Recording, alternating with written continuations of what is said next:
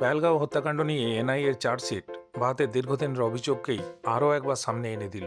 সীমান্ত পারে সন্ত্রাসবাদ শুধুমাত্র বিচ্ছিন্ন জঙ্গি কার্যকলাপ নয়, বরং সুসংগঠিত এবং বিদেশ থেকে পরিচালিত একটি নেটওয়ার্ক। তদন্তে উঠে এসছে, হামলাকারী জঙ্গিরা শুধু পাকিস্তান থেকে ভারতে অনুপ্রবেশই করেনি, পুরো অ্যাকশনটি লাহোর থেকে রিয়েল টাইমে নিয়ন্ত্রণ করা হচ্ছিল। এই তথ্য ভারতের নিরাপত্তা ব্যবস্থার কাছে অত্যন্ত গুরুত্বপূর্ণ, কারণ এটি দেখাচ্ছে যে কাশ্মীরের সন্ত্রাসবাদ এখনও বহিরাগত মদত ও পরিকল্পনার উপর নির্ভরশীল। এনআইএর চার্জশিট অনুযায়ী সাইফুল্লাহ ওরফে সাজিদ জাট ওরফে ল্যাংড়াকে এই হামলার মূল চক্রী হিসেবে চিহ্নিত করেছে।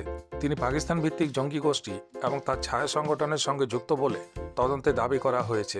সবচেয়ে উদ্বেগজনক বিষয় হলো, হামলার দিনেও পাকিস্তান থেকে জঙ্গিদের সঙ্গে সরাসরি যোগাযোগ রাখা হচ্ছিল এবং কোথায় হামলা হবে, কিভাবে পালাতে হবে, এমনকি গোপন আস্তানার নির্দেশও বাইরে থেকে দেওয়া হচ্ছিল বলে সন্দেহ করছে তদন্তকারীরা।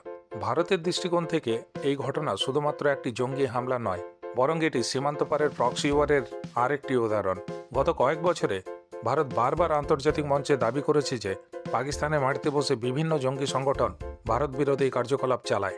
পেহেলগাঁও হামলা চার্জশিটে পাকিস্তানি কেনা মোবাইল ফোন, লাহোর ও রাওয়ালপিন্ডি থেকে পরিচালিত টেলিগ্রাম চ্যানেল এবং রিয়েল টাইম নির্দেশের তথ্য সেই অভিযোগকে আরও জোরালো করেছে। বিশ্লেষকদের মতে, এই ধরনের হামলার উদ্দেশ্য শুধু সাধারণ মানুষের মধ্যে আতঙ্ক তৈরি করা নয়, বরং কাশ্মীরের স্থিতিশীলতা নষ্ট করা এবং আন্তর্জাতিক পর্যায়ে অশান্তির বার্তা পৌঁছে দেওয়া। কিন্তু একই সঙ্গে এটাও স্পষ্ট যে ভারতীয় সেনা ও তদন্তকারী সংস্থাগুলি আগের তুলনায় অনেক বেশি প্রযুক্তি নির্ভর ও সমন্বিতভাবে কাজ করছে। অপারেশন মহাদেবে জড়িত জঙ্গিদের নির্মূল এবং তাদের কাছ থেকে উদ্ধার হওয়া ডিজিটাল প্রমাণ গোটা তদন্তে বড় ভূমিকা নিয়েছে। ভারতের সাধারণ মানুষের মধ্যেও এখন একটি প্রশ্ন আরও জোরালো হচ্ছে, যদি সন্ত্রাসবাদের বিরুদ্ধে সত্যিই লড়াই করতে হয়, তবে শুধু সীমান্তে সামরিক কড়াকড়ি নয়, আন্তর্জাতিক চাপ এবং কূটনৈতিক স্তরেও আরও কঠোর অবস্থান নেওয়া দরকার।